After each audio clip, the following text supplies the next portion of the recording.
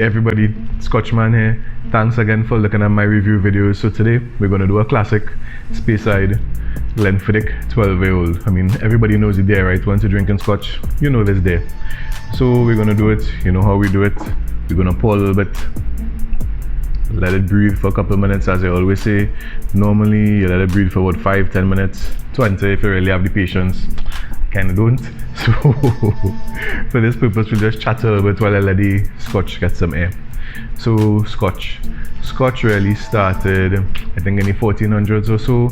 That was the first actual time that I think the King of Scotland at that time requested Scotch. They called it water of life, aqua vitae. So that's what they called it for.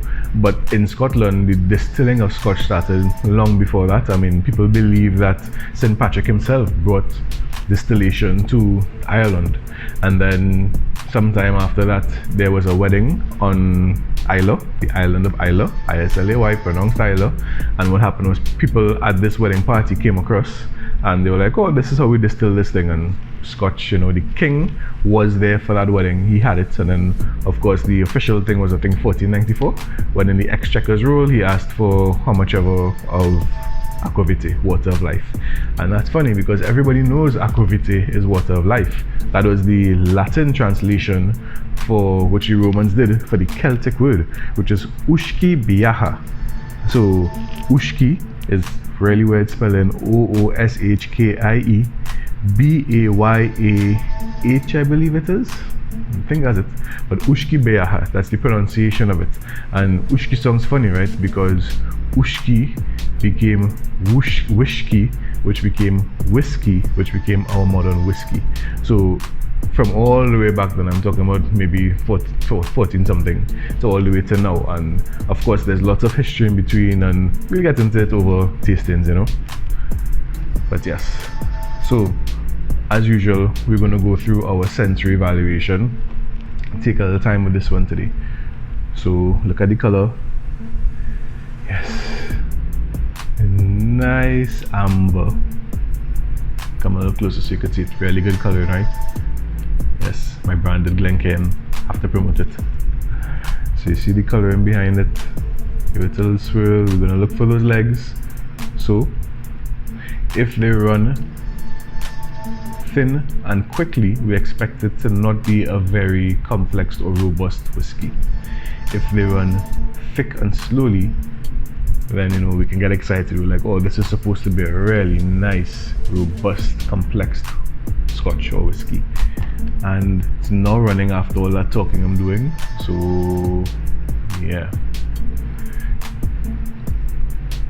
Oh, I've had this many times, but somehow I always get excited to try it, right? So every Scotch, every time you have Scotch, even if it's the same bottle, something new always tends to pop up. Something new always tends to come up where you're like, oh, I never got that flavor, I never got that note before, you know. So let's go. So we've done the first part of the sensory, the eyes. In my mind, I already have an idea what it should taste like, what it should be like. Now sometimes that can be very disappointing, but you know, we'll see how this one goes. And again, I've had this before, so I know what to expect. Nose. So what you want to do, try to get your nose in there, and that's why the Glencairn is designed like this. So the alcohol sits at the bottom, you can get a pretty good view of it, but more importantly, channels the fumes up, channels the fragrance of the alcohol, fragrance of whatever you're smelling. So you don't have to use a Glencairn glass, you can use a champagne glass, a wine glass, a sherry glass, a sherry copita, anything along those lines. But what you want to have is a smaller rim, so you can stick your nose in to get some good smelling out of it, right? So get some good nose in. So let's go.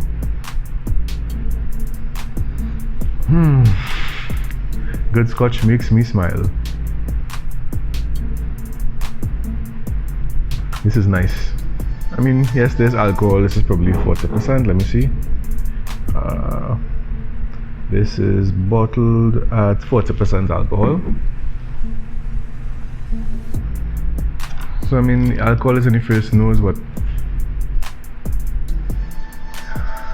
really nice, fruity, light. True Speyside standard. So, you know, Scotland has 5 regions: Highlands, Lowlands, Speyside, Campbelltown, Islay, and the Islands, which is the 6th one. So Speyside is known for light, fruity, complex, smooth, robust, all these nice adjectives. Speyside is known for it. So most Speyside distilleries fit within those words, those descriptive words, that category.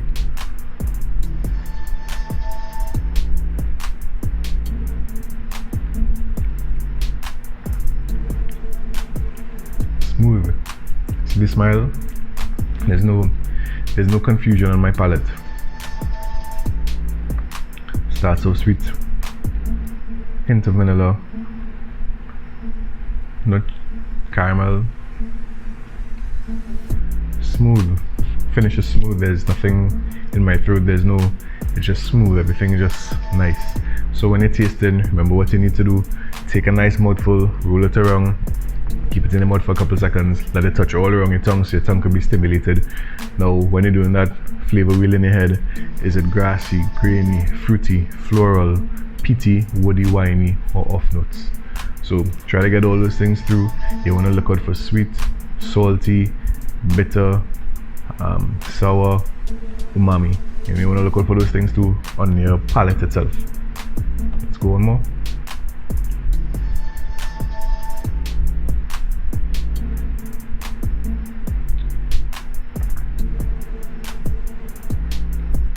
This is nice. I mean, just a hint of spiciness as you swallow on the back of your tongue, because that's where you pick up umami or bitterness. But pretty good. As again, I started by saying this is the standard, right? This is one of the standards of Scotch. Glenfiddich is a standard.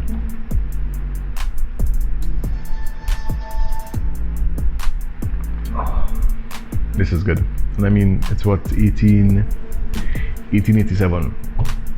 So I believe the main act that would have allowed for all of the regions in Scotland, I guess all the distilleries, to not worry about having a pot still size, etc., was around 1823. So you'll find there were a few distilleries that started immediately in 1824, and those would be like Cardo, I believe, Glenlivet for sure.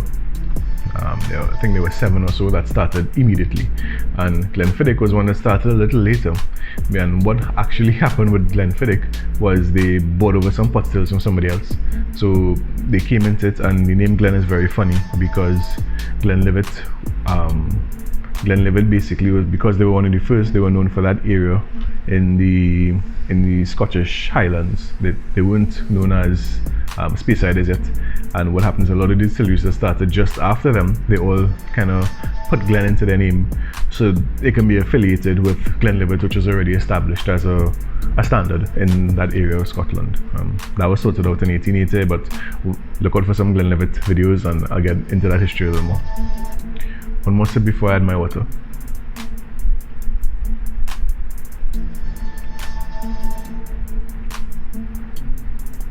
Good stuff.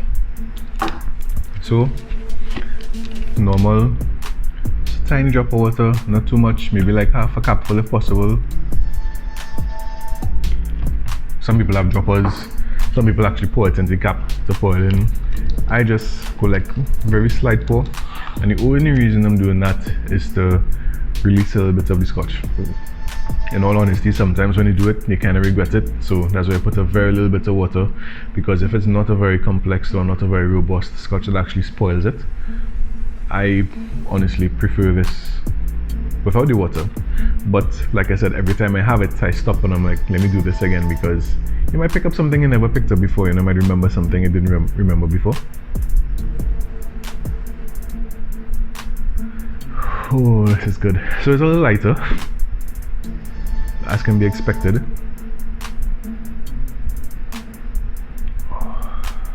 It's so good. Picked up the same fruit, but it's more like pears. This is more pears and apples, you know. Very nice light fruit, not currants, not citrusy, just pears and apples. Nice and light. Taste time.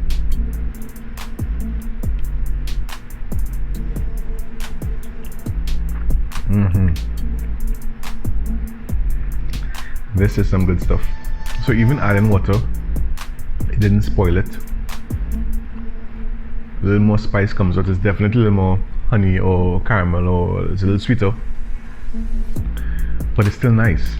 So that's the good thing about having a complex scotch. Adding water is like having a completely different glass. I didn't have to repour, I didn't have to go and get another drink. Poured a little water in it.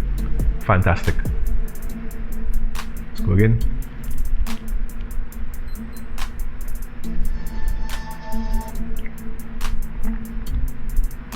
Yeah. I mean, that little bit of water I put in didn't really even change the color. Yeah, color is almost the exact same. This is some good stuff.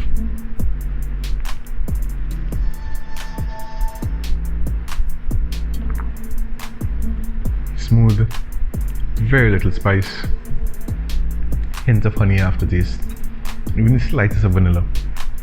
Slightest vanilla. Fantastic. As I've said about 4 or 5 times, Glenfiddich 12YO, Glenfiddich Distillery is a standard, is a brand. And this is the entry level offering. Glenfiddich 12YO cannot go wrong. Very readily available in Trinidad. It should be readily available worldwide. This really is one of the best. So, as usual, thanks again for looking at this video. Look at all my other tastings. Many more of my opinions to come out on all these tastings. And yeah, Scotchman signing out. Follow me on Instagram, Scotchmantt. Follow me on Facebook, Scotchmantt. Much more to come. Thanks guys. See you next time.